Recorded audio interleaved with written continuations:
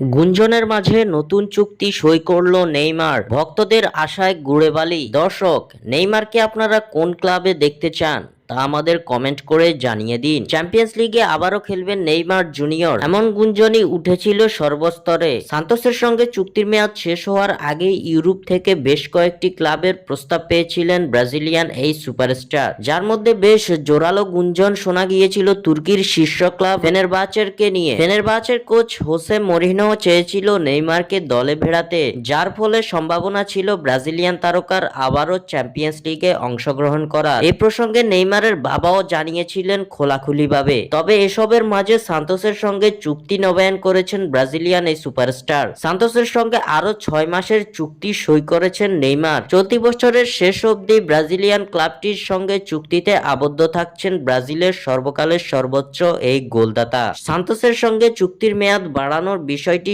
Social মিডিয়াতে একটি video পোস্টের মাধ্যমে জানিয়ে দিয়েছেন নেইমার। এ প্রসঙ্গে তিনি বলেন, আমি সান্তোসের সাথে আমার চুক্তির মেয়াদ বাড়িয়েছি।